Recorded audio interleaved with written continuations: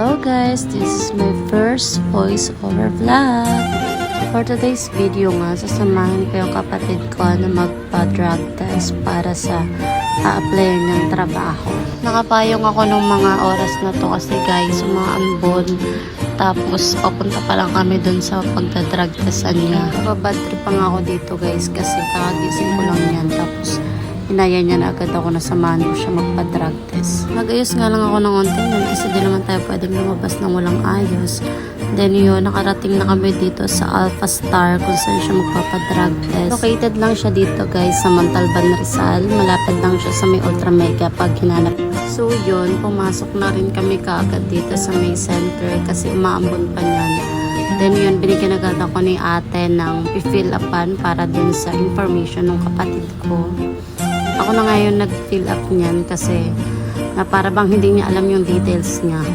So yun, habang pinifill upan ko yung information ng kapatid ko, binigyan na siya ng maliit na bottle para sa ihi niya. Then pagtapos, dumiretso na siya sa CR while ako nag-wait. Pagkalabas nga ng kapatid ko na para bang kinakabahan siya kasi ang dilaw daw ng ihi niya. Anong tema? Magpa-positive ka? Dito nga is pinipicturean yung kapatid ko para dun sa magiging result ng drug test niya. Pagkatapos nga niyan is tumingin lang ako ng price list nila. Then lumabas na kami kasi babalikan pa namin yung result niya mamayang alas 3. Then yun, dumiretso na kami sa barangay hall para kumuha ng barangay clearance niya. Then yung barangay clearance pala dito sa lugar natin is may bayad na rin pala, 30 pesos guys.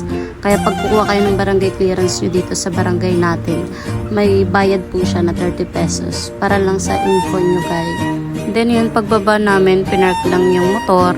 Tapos siya na yung pinapasok ko doon sa barangay hall kasi di ako pwede kasi naka-sleeveless ang babae. Kaya ayun, inintay ko lang siya dito sa labas kasi bawal akong pumasok. So yun, pinasa na namin yung papel na maliit doon sa window 1. Nag-intay lang kami dito na matawag yung name niya.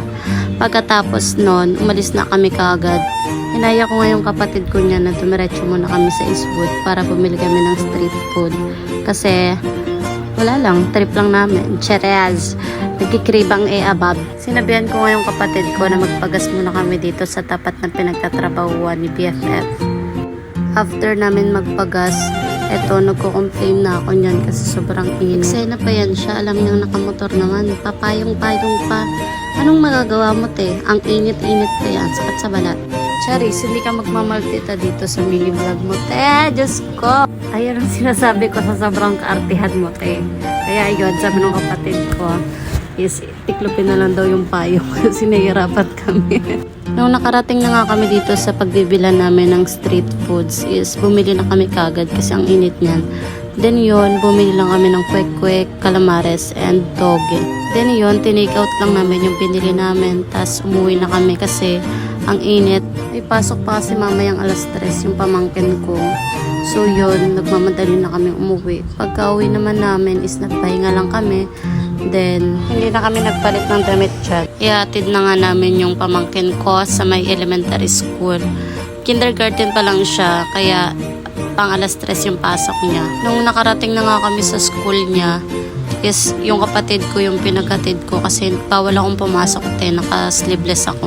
After namin maghatid, sinabihan ko na siya na dumiretso na kami sa Alpha Star para kuhain yung result ng drug test. Nung pagpasok ko nga para kuhain yung result ng drug test niya, nung tinignan ko nga yung result is negative naman. Kaya nagpadali na rin kami umuwi niyan kasi umambon na. Kaya yun lang for today's video.